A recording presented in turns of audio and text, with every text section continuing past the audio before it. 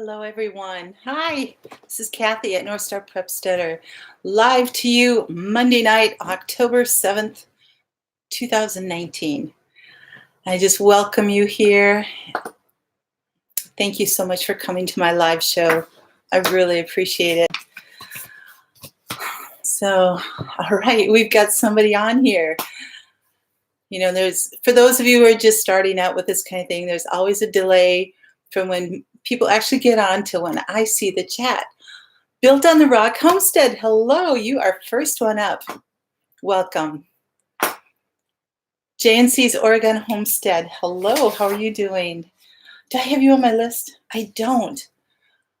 I don't have either one of you on my list. My list is finding out where you're from and what your first name is, because sometimes channel names get really long. And so for ease of conversation, hi, Paul, how are you doing? See, Whitetail Hollow Acres, I know that's Paul. So if you guys could let me know your first name and where you're from. Oh, that's so cool. That's great. That's Built on the Rock Homestead. That's going to be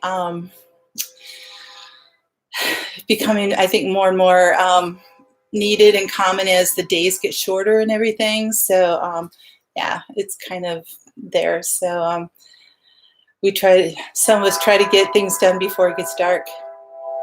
Sorry about the train. Built on the Rock Homestead. So JNC's Oregon Homestead. Oh, I'm glad you're doing well. So JNC, what does that stand for? So call you Rock. Oh, that's where it is. Okay. So Kiri in Texas, welcome to you. Thank you for coming. Appreciate it. Hey, Karen, hello. Thank you for being here. So I've got two of my blue wielding wrenches, or blue wrench wielding moderators, my SWAT team. I think that is so. No problem. So, Justin and Connie. Oh, thank you. And I assume that you're from Oregon because it's in your name, right? So, see, I want to show you. See, I keep a list here so I can. This is my cheat sheet, helping me to remember. You know, this older age stuff kind of creeps up on you, and it's like, what was that again? So, oh, okay. So you changed your name again then? Is that what used to be? What, PWC something or other? Okay. Oh, PWC. I have you down here, PBWF. So, okay.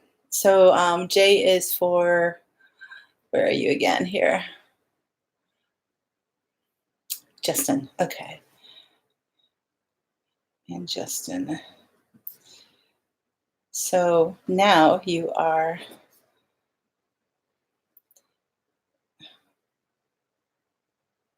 Okay, gotcha. Hey, JB, hello. Thank you so much for coming. So, well, that's wonderful, Connie. I'm glad. So, JB, I really, really appreciate you giving me that heads up about that other Facebook group. So I really appreciate that. Thank you. Thank you so much. But oh, I bet it did, Connie, because there were a whole number of Oregon homesteads, I think. And so, yeah, you made it a lot more specific there. So that's good. That's great. So, Grammy Karen, how's everything at the compound? And on that homestead, everybody well, doing fine? So, I know everybody's in the north is gearing up for winter. Everybody in the south is gearing up for their fall garden. It's so amazing the differences between preparation for what everybody's going through right now. And then the deep south is just happy to get some rain. So it's making you hurt. Let me guess. Is that because you had such a short time that you're out there working like crazy and your body's aching because of that? So, yes, JB, that was, oh, I was so amazed. That was just so incredible that you had Jess at Roots and Refuge give me a shout out. And I'm not the type of person to fangirl or anything like that, but just, um, I'm at a little over 700 subs and they're at 200,000. And, you know, just that she would recognize, I don't want to say a peon like me, but, just that she would, and we're all the same, but that she would give me a shout out and recognize that. I just think that was very, very generous and gracious of her. And it really surprised me. And, it gives me a boost in the way that it's like, okay, I'm doing something right here. There's something, because you can go on and keep slogging through doing videos and do work in it and different things, and not really feel like I'm getting too far, even though I'm not getting discouraged by it. But it's just like, okay. But then you get, kind of shot in the arm like that. And yeah, and it was so great. Yeah, Connie, it was just so wonderful. So,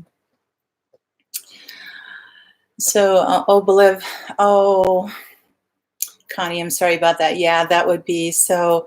Oregon is not necessarily the best place for you to be living then, right? Because it gets well below 70 during the winter. I can understand that. So, Paul, you said you and your wife spent the last few days in the Duluth area. Oh, it is so gorgeous up there at peak. Yes, we are. I imagine you're probably at peak or maybe past. We're getting close. Up around, I was in Alexandria this morning and or this afternoon, and driving through, and there were some areas that were just probably days away from peak, and if maybe a week at the most. And there's some other areas that are still pretty green, but yeah, the leaves are just changing like crazy. So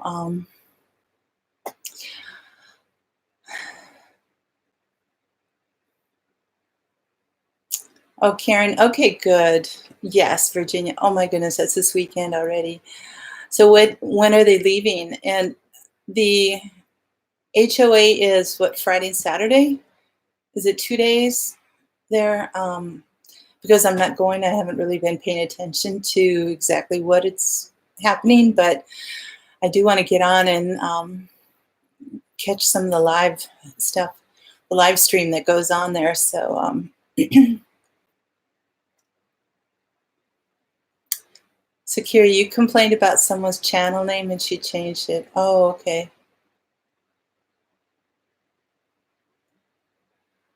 Okay. Oh, you finally got rain. Oh, that's so great. Yeah, I think Jen and Zach did a video on that showing the rain. It was like, oh, so great. So, Paul, are you much drier up there? Because you're not too far from the Canadian border, from what I remember. And so it's interesting. It's either the trees or the climate that you don't get all the leaves and everything. So hey, Gil, hello. Thank you for coming. I appreciate that. And how is Idaho doing? So you're leaving Thursday after work, and then it's Friday and Saturday. Okay. Yeah, Oregon and Ohio, Oregon and Idaho, they're pretty close. They're neighbors. And so that's so great. And you guys are having something in a few weeks too, right? In Idaho with Montana, Mountain Montana. Yeah, that's what it is. So, hey, Schmitz's Riches. Hello. That's like a tongue twister. Your name is? You're in Kansas. Okay. They're just starting to change. It's like it hangs on, holds on, and then all of a sudden it's changing and then it's gone again. It just happens so fast, but it's, yeah, it's just such a gorgeous, I mean, I've been driving down the roads and just soaking in all the colors from the fields and the trees. And all the fields are getting ready for harvest. So we've got all these shades of golds and yellows and some greens and then browns. And, even the swamps are just so many shades of all the rich earth tone colors. And then the trees in there, some are yellow, some are still, we've got the green pines and then the brilliant maples. And it's just so beautiful. I try to soak it in as much as I can because winter's coming and it's just going to be white and brown and black and gray for months. And so I soak this color in, and then in the spring when the flowers are blooming, I soak all that in too. So it's a special time right now. I love fall. I think it's one of my favorite times. So yeah, sounds like a lot of people are happy to get out of California. Oh, that's right. So it's next September. Okay. For some reason, I don't know, thinking that it was in November, but no, next September is Montana Life Mountain, Montana's thing. Mountain Life Montana. Oh my goodness. I'm just not getting my words to go the right direction tonight. Hey, Homesteading with Sadie. Hello, welcome. Thank you for coming. Yes, Paul, we had, I don't know about you, but we had 10 to 12 days of solid rain. And yesterday was our first day without rain, and it was nice and windy. So trying to dry up some things, finally get out to do some mowing today. And but it's just putting things back. And we're supposed to get snow Friday and Saturday this week. So yes, and apparently it's measurable. And even after that, the highs are in the low 40s. So I'm not sure if we're going to warm up much after that. So it's going to be, it's like winter's coming so quickly all of a sudden. So, okay, Gil, you probably are getting the system that we will get 2 days later. So, hey, Dave and Amanda, hello. Oh, okay. Well, thank you for watching. So, so is that something that you're super interested in, the electoral debate, or is that, do they just kind of take over all the airways? I don't know. So, yes, Sadie, snow. I know people are like, oh no, the S word. It's like, yeah, snow. We don't want to see that yet. I mean, I just planted the garden like 4 months ago. So, and now I'm just prepping for winter. So that's our short growing season. Our growing season actually is only about 90 days from the time we can plant until things stop growing. So really for the last 3 to 4 weeks, things haven't been growing. They've just been finishing up ripening, like the tomatoes, and but nothing has been growing actually. They're just kind of staying green but not producing anything. Except my calendula flowers and the marigolds, they kept blooming, but those you really can't eat or can't. So so anyway, so yeah, our actual growing season is only about 90 days.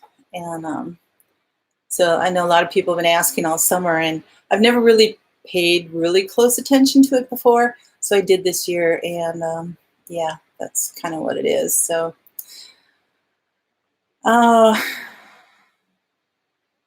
summer, cold, winter, I guess, yes. Oh, Paul, sorry, I missed that. Oh, I didn't see, although today is beautiful. This 12 inches or more. Okay. I think they were saying somewhere around 6 for us, but that was a couple days ago, and that could easily change. If we had 12 inches of snow and the temperatures stay down, that's it. We're not going to be mowing again, I think, or raking any leaves or prepping any garden beds. I'm not ready for 12 inches of snow. So Stringfield Ridge Farm. Let me get my little sheet. Where are you from? Kentucky. All right, that's right. It only dropped to 55. You're freezing. Oh, I'm sorry, but I don't really feel sorry for you. I'm just teasing. We have to deal with. Yeah, 55 is like a heat wave. So you're still getting lots of peppers. Oh, that's good. Yeah, I have 2 pepper plants left, and one is a cayenne, and another one's like a little other hot pepper, and they're not growing anything new. They're just continuing to ripen and get red. So that's the only thing I'll be able to pull from now on. So actually, I have to get a lot of things ready. I've got 2 days left because I think it's supposed to start raining Thursday and then snow Friday and Saturday. So I have tomorrow and Wednesday to totally winter prep. It's crazy. So Dave, you're saying just watching all of your potential leaders yam around about stuff. You know what? Oh, well, thank you, Dave. That's really sweet. Hey, Aim High Homestead. Hello. Thank you for coming. Really appreciate it. So, thanks, Karen. Really. Oh, Gil, that's the one thing about getting away from, city life and different things and getting into the country. We do lose on some technology in that way, and I know that's difficult. But Schmitz's Riches. Do you have a first name? Because I'm not doing well with words tonight. So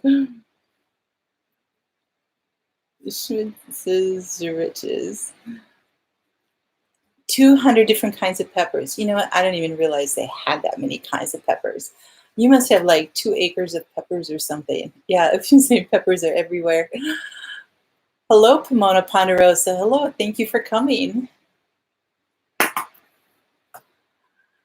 Yeah, I think, Paul, did you grow up here? Because I think those of us who grew up here can, there's something about it that's, I think, fused into our DNA or something like that we can withstand the cold. So, well, Angel, thank you so much. Oh, you have a city lot. Okay, is that like a community type of thing? So you have a lot of people sharing that? So, and Angel, where are you from? So, okay. Paul, sometime we'll just have to take a road trip and just visit. I like getting up north. It's so beautiful, but this time of the year with the deer, after already hitting a deer a month ago, I'm a little gun shy of traveling at night in the country. So I am very careful, but I should be finally getting my car back this week. So Gil, you said you have a hardwired system. You got a new modem. Oh, I'm sorry, that's not working out. So,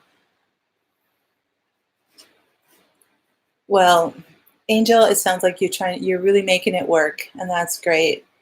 I just can't imagine all those kinds of peppers. That would just be so phenomenal. I hope you've taken lots of pictures for yourself with that. So, hey, Donald Goff, hello from Nevada. Thank you for coming. I got like new people here tonight. This is fun. Oh, oh, Gil, you're having a time of it. Oh my goodness. So, Kiri, you're getting on your cell phone using cell signal, getting a lot of buffering. Oh, I'm so sorry. All right. I know, JB, it's like, hopefully by Thursday I'll have it back. So right in time for the snow, yes. But anyway, all right. Well, I have got, not much time to get everything all done. One of the things I wanted to talk about tonight were plants. Well, first of all, how many of you deal with deer coming in and eating at your garden or your trees or different things like that? I don't really hear because there's enough homes and buildings around here, enough people around, so I don't really get deer. I deal with the rabbits and other things like that, so I have to fence for that. But I know the deer, like, even you have to have a minimum of a 9-foot fence around, otherwise they leap over everything and just will munch on everything in your garden. So just wondering how many of you out there deal with deer. Now, some of you like, oh, okay, Angel, yeah, lots of rabbits too. Yep. So Gil, you have turkeys and wild geese. Do you have to fence for that to keep them out of the garden? And like, what do they like to eat? Oh, you do? Okay. Yeah, Paul, give me a heads up sometime and you can stop on by. That would be great. That would be awesome.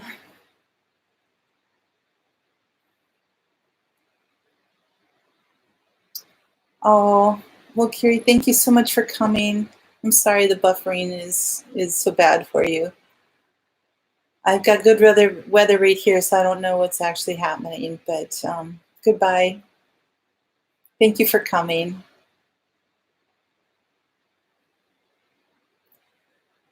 So, Pomona ponderosa, would that be California?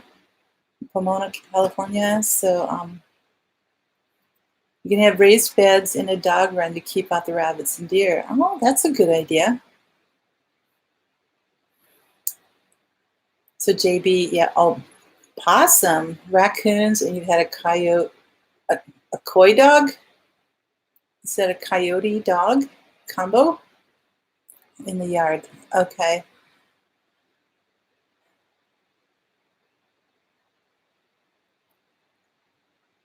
Okay. So does the dog keep the birds away then, Gil?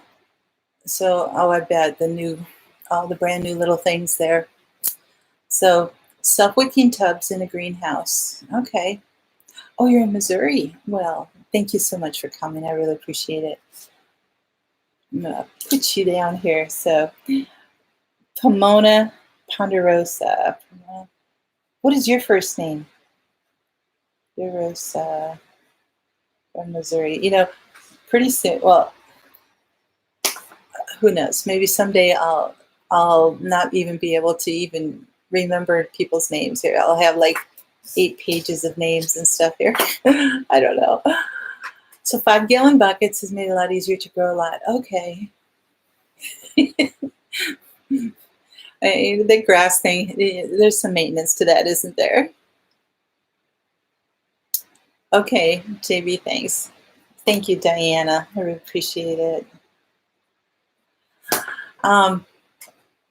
Yeah, the deer is. I know that I've got other friends up north in Minnesota here that have to deal with a lot of deer, and so Paul, that's kind of why I was wondering, what you had to deal with up there. But yeah, if you don't have a super high fence, then there are plants that you can grow in your garden that they don't like.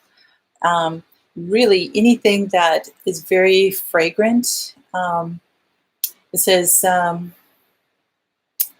They love, well, first I'll talk about the things that they love to have. They like hostas, daylilies, English ivy, any narrow-leafed evergreens, like fir and some things like that. So they really like to chomp on all those. And then, of course, we have anything in the garden that is sweet and juicy and wonderful in that way. They'll eat that.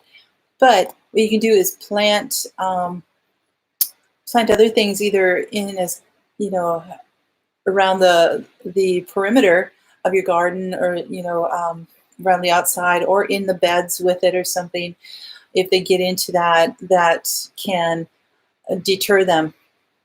And what they don't like is of course, like poisonous plants like daffodils, foxglove, poppies, and things like that. There's a toxicity within those for deer. So they also turn their noses up at fragrant plants with strong scents, like sage, salvias, ornamental salvias.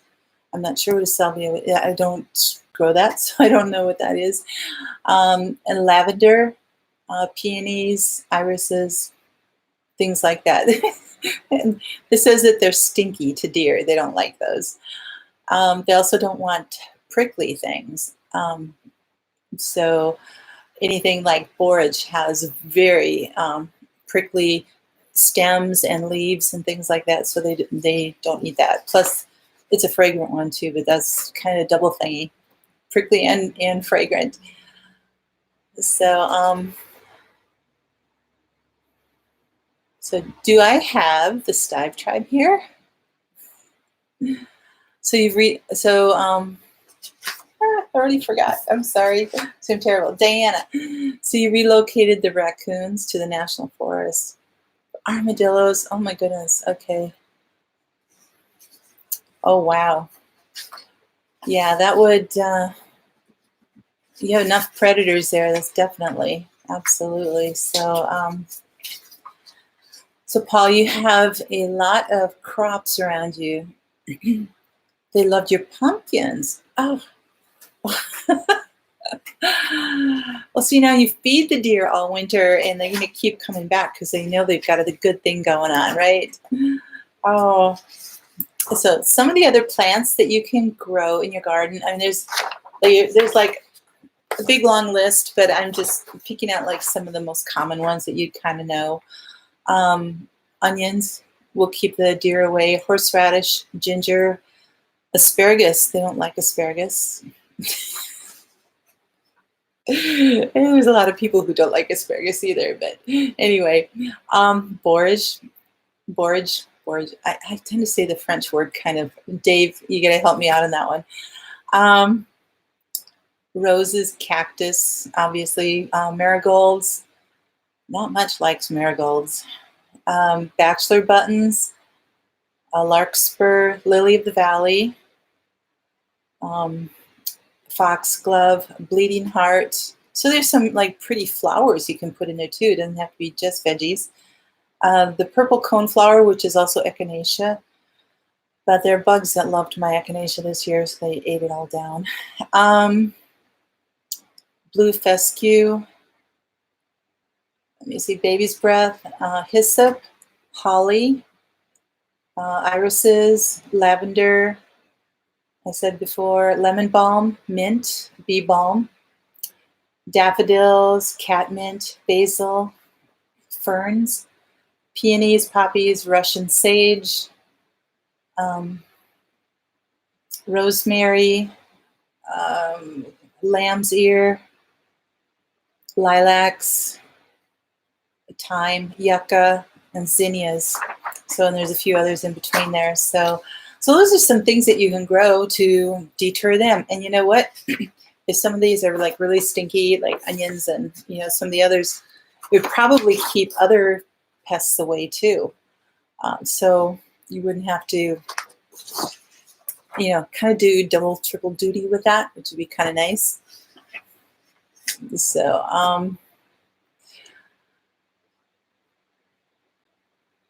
oh, good, Connie. I'm glad you have borage planted. You know, I did it for the first time this year, and I did not realize how huge they were going to get. But if you saw my video that I put up this weekend, was on finally pulling my tomato plants, and I got 80 pounds of tomatoes out of my one bed that was a 3 feet by 6 feet. So 18 square feet. I put in 12 plants, and I got 80 pounds of tomatoes. I could have gotten a lot more if I'd known a few extra techniques, but those I'm going to apply next year, which is great. So yeah, I was really happy with those. Now the ones in the containers along the sides didn't do well at all. So I'm not doing that ever again. At least for the tomatoes and for the squash, I got zero butternut squash. It just, I didn't get anything off of there. I mean, there were two little ones that started, but I couldn't harvest them. One was destroyed by hail, and the other one just did not grow. I got 3 zucchini, and that was it. So that was kind of a overall a bust. Crank this down just a little bit. Experiment in doing the the containers for me. Now, for some people, it works really, really well, but just for my garden, my climate, um, my time of being able to put into it was, just not there in my soil and different things. So, yeah, I was just doing things like that. So you dehydrate, borage, and marigolds for tea. You know what? I came across that borage is like a great medicinal kind of, and for tea and different things. And I just didn't have time to research on that to figure out what I could do with it. But that's something I'm going to look up this next winter, because in my tomato bed, I planted the borage in with the tomato plants. And I think that really, really helped keep out any like hornworms and other pests and everything like that, because there's a lot of things that the bumblebees loved those. They loved the borage. But it did really help. So I think that kept a lot of things away there. Hi, Robin. Hello. Thanks so much for coming. Oh, I totally get you. Yep. I got 80 pounds of tomatoes. So I've written down how many jars I got, but I'm not finished canning yet. The last of the ones that I had to pull are still ripening. So I'll be able to get a better idea next week on how many jars I actually ended up getting. So I just did tomato sauce and diced tomatoes this year. Because I take those and I make a bunch of different things with them. So that's kind of usually what I just keep there. So Robin, thank you so much for popping in. I really appreciate it. So Bev, they leave your hostas alone until they're done blooming. So is it the blooms that you don't like? So once the blooms are gone, do they go and eat the leaves? That would be interesting to know. Hello, Jessie. Thank you for coming. I appreciate it. So I really appreciate it. Oh, okay. So Angela, it was a bad year for squash for a lot of people.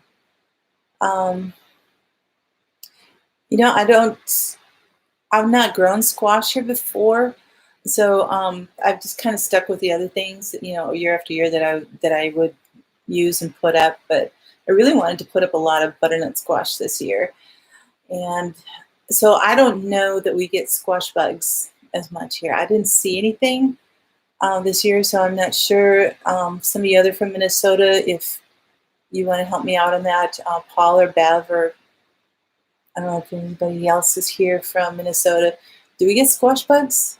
And we get other things.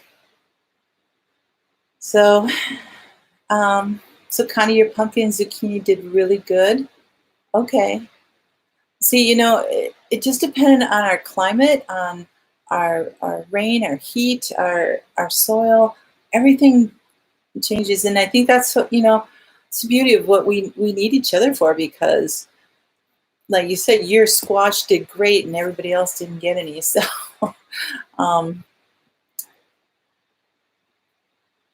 okay, so they eat the leaves. Oh, okay.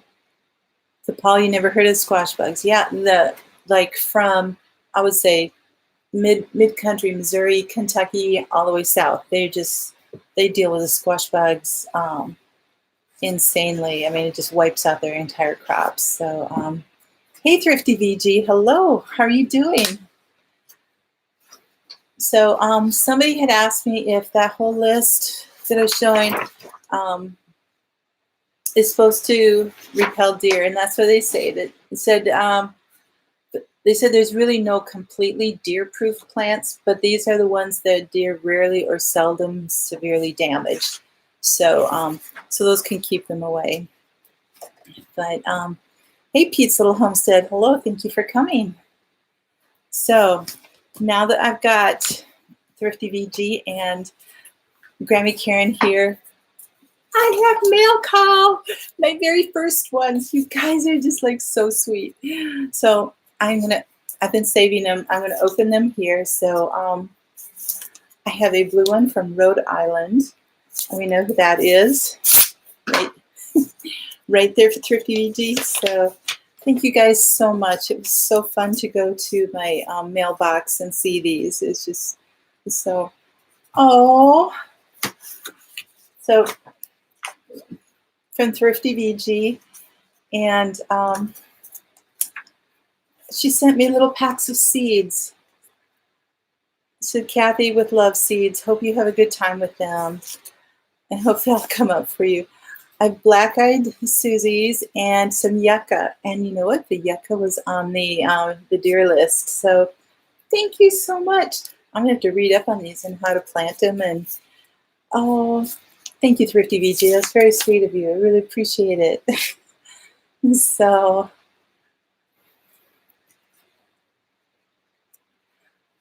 Jesse Babineau, yes, I did live there for 13 years. And I'm back in Minnesota now. No, Paula, I'm not going to cry. I just touched, that's all. So anyway, no, I'm not, I'm sentimental, but I'm not that bad. So it came from Long Island and visiting your sister. Oh, that was really nice. Thank you so much. So Jess, you're in Bow Bridge. I lived in Slidell for a while. So thank you, Grammy Karen. I really appreciate that. Yeah, isn't that nice? That's okay, Jessie. That's quite fine. And this is from Karen. Is it okay if I read it, Karen? Look at this. You're the best. Isn't that sweet? I don't know if this is backwards on your screen or not. That is so pretty. Did you make this? That is so cute. Thank you. Aw. So you just wanted to send me some Happy Meal. Happy Meal. Happy Mail. Ah, I'm so sorry.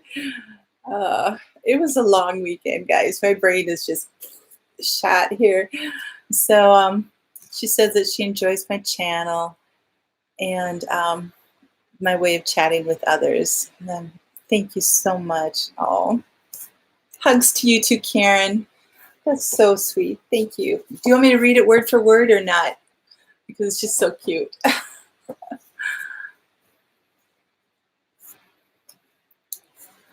Okay, Karen. Connie, you watch somebody harvest yucca. Is it a long-growing one? I mean, I'm just hoping that it can grow in Minnesota. I've never heard of yucca here, so that would be very cool. So, Bev, you haven't had squash bugs either, so oh, okay. Yeah. She goes, hi, Kathy. Just wanted to send some happy mail for your P.O. box. I so enjoy your channel and your kind, mild manner of chatting with others. You are a delight to watch. Hope you have a good week. Hugs, Grammy Karen. That's so nice. I'm going to have to start a special book or binder or something with, or a shoebox or something with all the cards so I can go through them and read them from time to time. So thank you guys. I really appreciate that so much. Hey, G. Gasper. Hello. How are you doing?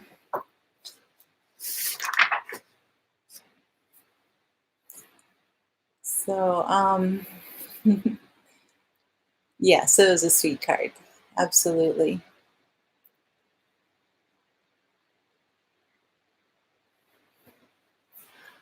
So Long Island has winter. So, okay. So, you know, I'm not even sure what yucca looks like or what they produce. Is it flowers or seeds or is it medicinal? So that's where I have to do some research on that. And thank you so much. That was it could be something new for my garden and my backyard. So, well, thank you, sister, for that. I appreciate it so much for the black-eyed Susies. Those are great. So, yucca is a tuber. Oh, hello, Second Pancake. Thank you for coming. Really appreciate that. So that's what you do with that Thrifty VG. That was very clever.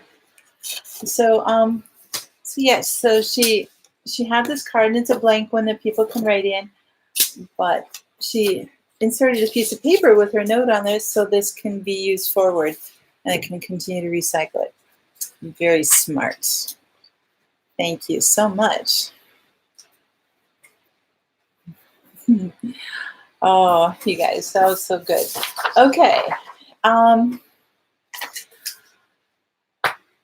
I would like to know what one thing in particular you guys are doing to prepare for winter. Now, some of you, it's going to be a while before it comes. I understand that, but maybe thoughts of what you're preparing for, or like right now, I might have 2 days yet to prepare for winter. And because after we get the snow this weekend, I don't know if it's going to warm up enough to be able to do anything. So, so anyway, my hope is to put in a couple more narrow raised beds in my garden, and I'm looking at it right now at the window. It's so fun. That's why I love to sit at this desk. My garden is right at the window, and I can watch it and look at it and see what's happening. I need to move aside a lot of my my wood chips in the rows and put down some new barrier, and so I have some work to do in there, kind of some maintenance in that way. But so that's what I'm trying to get to, the point where I can get all that done. It's like nothing I really am excited to do, but I'm sorry, I've got an itchy nose. But anyway, it's got to get done.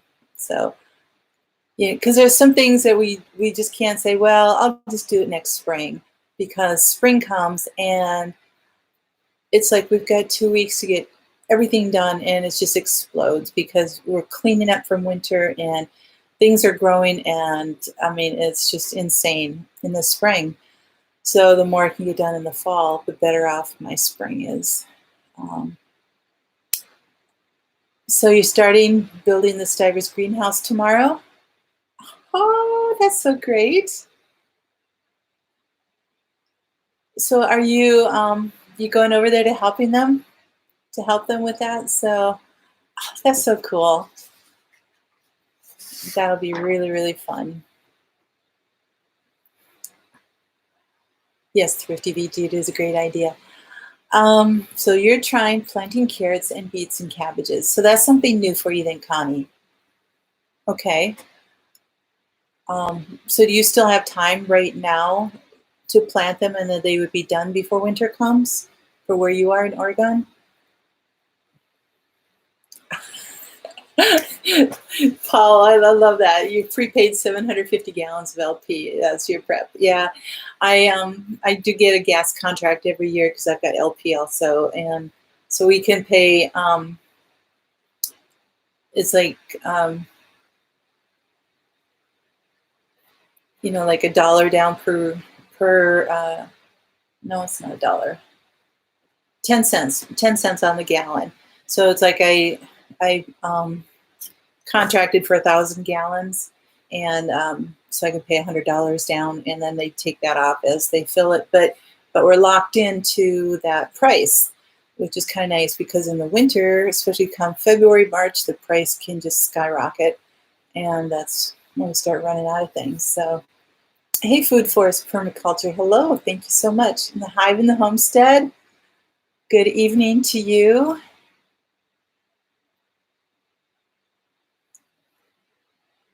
Good evening to you. So, Angela, you want to get the plants that you don't want to lose brought into the house. Well, that's a good winter prep. Yes.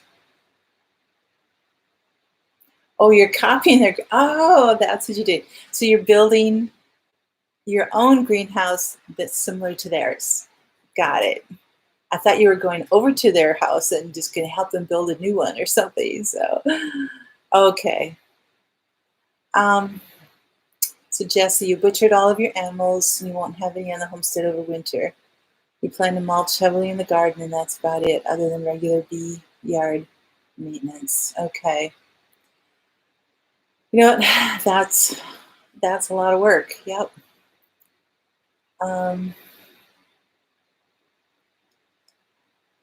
No, Jesse, it doesn't get very cold along I-10. I mean, you're lucky if you do get below freezing and a little snowfall every, 8 years or something like that. So, okay, well, that's great. Connie, I was just wondering if, or we were talking about, um, oh yeah, what we were doing for winter prep right now. And you had mentioned carrots and cabbages and something else. And what I was wondering is if you are going to be starting those now and be able to try to harvest them before winter actually sets in. Um, wasn't sure what you were trying to plan on that. So G. Cosper, you said that you've been bringing in a few tomato and pepper plants into the house to try to winter them over. Oh, okay. See if they'll continue growing. They may go dormant for a little bit, but well, that's kind of nice. Yeah, Paul, it is nice to be locked in on the price. It really helps because right now at this time of year, August, September, because I had to get the contract by the end of September, but so when they send the information out, yeah, it's kind of nice because then it's usually at a low, and I did get it filled up in the spring, somewhere in April, I think. So, well, not totally filled up, probably 400 gallons, but I don't use that much over the summer, just for the gas or for the stove and stuff like that. But so I actually should be okay for a little while. All right, Second Pancake, thanks so much for coming. I really appreciate it. So Gil, you're extending the gas line to the garage and the shop, and installing heaters. That is a chore. Wow, that's a big task there, but I know once winter comes, you'll be so glad to have that done. Okay, I've kind of lost my place here. Let me see. I'm a little behind here.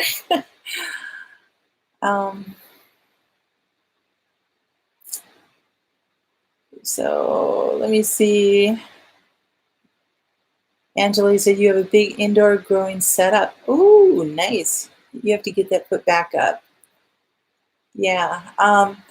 If any of you were watching like over the winter or last spring when I was growing things, I had like all my stuff set up in the living room and everything. And because I was just it was the first time I was getting my indoor stuff set up.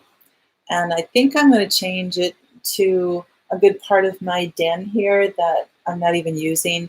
I just have a big chair here and a couple other things that are just sitting here. I'm not utilizing that space. So I think I'm going to move that stuff in here so I don't have the glare of the light on me at all when I'm in the other part of the house. So I think I'm going to move some stuff around that way, but we'll see.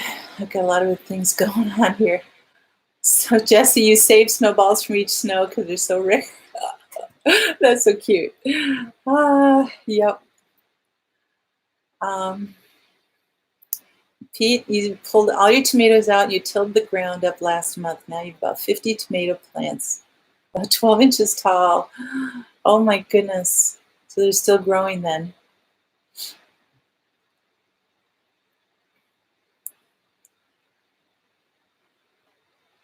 So Dave, are you here? Well, hello. Thanks. I'm sorry I missed you coming through. Hello to Oak Knob Farm. He's getting ready for a big get together.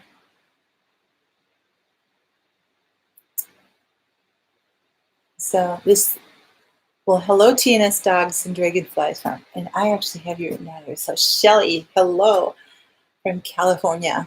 So this is the first year you've done a winter garden. You started some in the greenhouse, but carrots, spinach, and radishes you threw in the ground.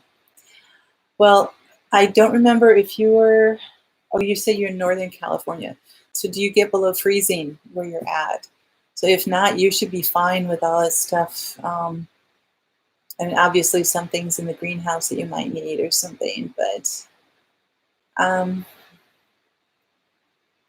so you have only thing coming in are the lemon trees and the coleus seeds. So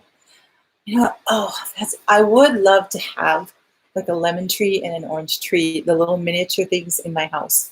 That would be so fun.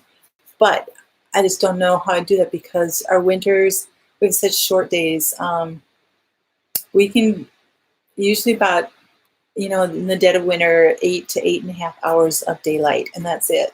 So we have like 15.5 to 16 hours of darkness, and here in Minnesota, and so there's not a lot of light for growing, and the sun is so low on the horizon. I mean, seriously, okay. Picture the bottom of my screen as the horizon here, and the sun, it kind of travels like this, and it kind of goes that direction rather than, in the summer is just like way overhead and even like comes north, and the earth just tilts so much that, yeah, our sun, it just like this would be noon, the zenith there, and it just kind of, it's a low curve, so we don't get enough really good strong sunlight to get the vitamins and the light that we need in there. So food forest permaculture, you're going to plant a food forest and feed you in your lifetime. Oh, yep, plant a food forest, feed generations, and help save the planet, regreen the desert to grow. Yep.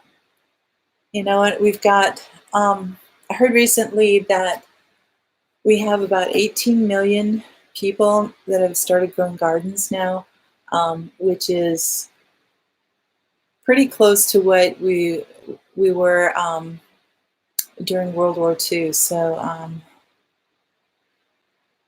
that's a lot of good things that are growing, and a lot of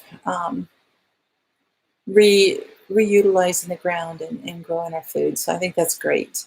So Dave, you had frost 2 nights this week, so the garden is now chicken land. Yeah. Oh, I bet they do. I bet they do love that.